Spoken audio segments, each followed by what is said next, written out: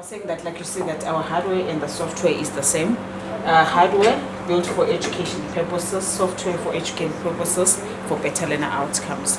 So what we offer is within the software, we've got our software, which is the Smart Learning Suite, and with this one, we've got a collaborative platform in it. We do have, if I can just maybe show you some, we have a collaborative then front of class display where as a teacher I can just get up to the board. This is the simplest solution. I'm just going to show you the other one. Okay. Right, so this is the first entry grade when you're talking about, because of the projector. Most of them are IFPs. So with this one, what I have, you see that as a teacher I've got the capabilities of what, just going straight to pick my pen and say and just write. So with that actual fill, and then like I would have done with any eraser, I can still erase on that one. So this is just the front of class lesson delivery display, right?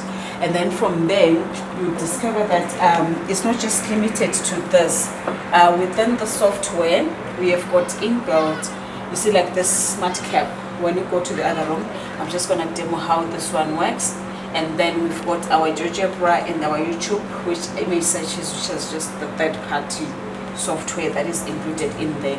So you can watch some YouTube videos. So the reason why we're doing this is to say all those searches are self-searches. To say if I'm an educator, it's unlike going to the browser and searching for a video and then anything pops up. Then, for example, I can search within the software without switching apps. That's right. great.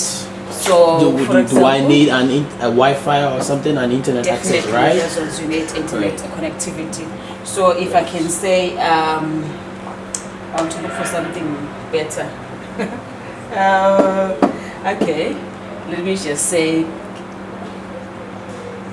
okay, whatever this one is. Anyway, this is all educational. So this is within the software, and then of which I can actually preview within, and then if that's the video that I want to add, I'll simply add it, and then from there you see that it goes straight onto my work surface, and then from there I'll be done with that one, and I can now interact with the video like I would have done it elsewhere.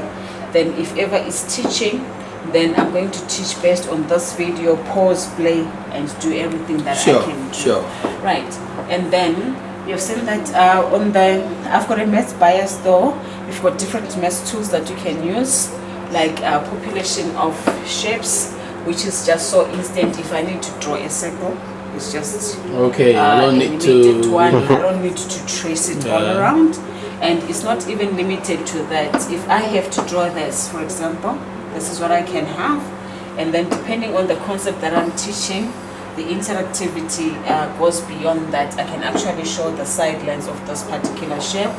I can actually go on to show the angles, interior angles, and all. I can resize and all, and then I can start teaching from there. And then also to note is within the software, like I said, to say we've got a collaborative platform which is SmartAmp. I'll show you how it works, but for now I'm just going to show you. We have got our gamification, which is inbuilt into the software, because we say that when we teach our learners, it's not all about me tell you what to do, you know, depending on the grades that you're going to target, but normally designed from K to 12 for us. We're saying that